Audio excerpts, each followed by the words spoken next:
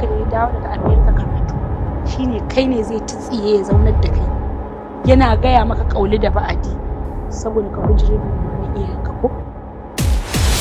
wanda yana da ka ba fama maka bace ya ce kawai ka zauna ta ta bata ma lokaci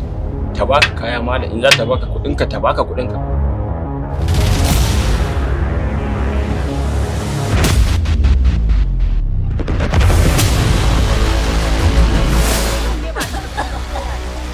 ciwon ne baki taba gani ba ko kanta ne farau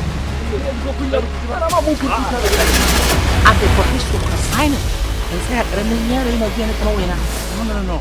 I won't trust.